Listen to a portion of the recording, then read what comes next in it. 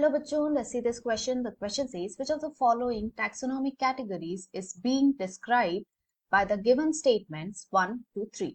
तो क्वेश्चन में हमें तीन स्टेटमेंट्स दिए हैं 1, 2 एंड 3 जो कि टैक्सोनॉमिक कैटेगरी को डिस्क्राइब कर रहे हैं। हमें पता लगाना है कि ये इन चारों में से that is A, B, C and D किस कैटेगरी को रिप्रेजेंट कर रहे हैं या डिस्क्राइब कर रहे हैं। तो क्वेश्चन के लिए जो हमारा की कॉन्सेप्ट रहेगा, it is going to be taxonomic category।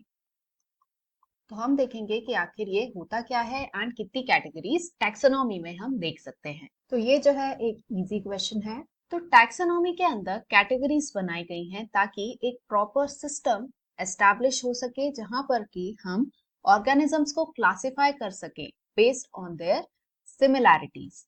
तो कई सारी कैटेगरीज जो हैं वो बनी हुई हैं टैक्सोनॉमी में, जिनमें से कुछ हम यहाँ पर देखेंगे। जो सबसे फर्स्ट है, इट इज कॉल्ड स्पीशीज।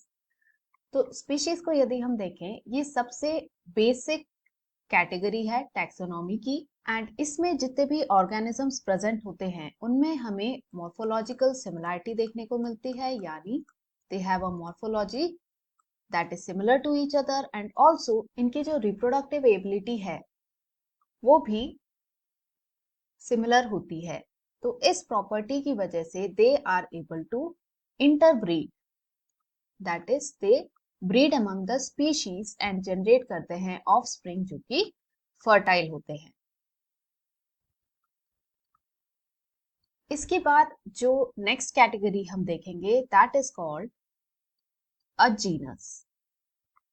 तो जीनस स्पीशीज से थोड़ी बड़ी कैटेगरी है जिसके अंदर प्लेस किया जाता है सिमिलर स्पीशीज को, यानी ये स्पीशीज का एक ग्रुप है जिसे हम जीनस कहते हैं। नेक्स्ट कैटेगरी जो हम देखेंगे इट इज द फैमिली, जो कि होता है a collection of similar genus या फिर जेनेरा।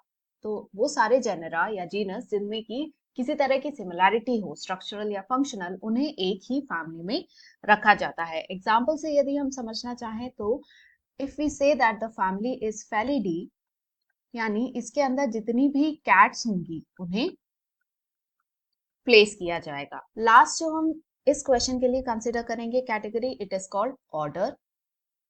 तो ऑर्डर के अंदर जितने भी रिलेटेड फैमिलीज हैं उन्हें प्लेस किया जाता है।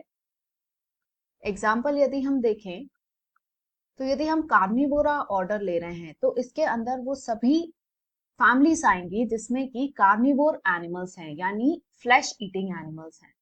तो ये हैं कुछ टैक्सोनॉमिक कैटेगरीज। अब हम क्वेश्चन में दिए जो तीन स्टेटमेंट्स हैं उन्हें स्टडी करते हैं। First says it is the basic unit of classification. तो यहाँ हमने देखा कि स्पीशीज जो है it is the basic unit of classification. Second कह रहा है it is defined as the group of individuals which resemble in their morphological and reproductive characters and interbreed among themselves and produce fertile offspring. तो ये सारे points हमने यहाँ species के under discuss करे हैं। थर्ड कह रहा है human beings belong to the species sapiens which is grouped in genus homo।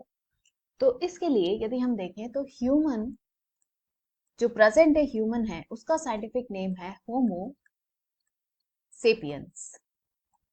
ये साइंटिफिक नेम है, हम इसे अंडरलाइन करेंगे।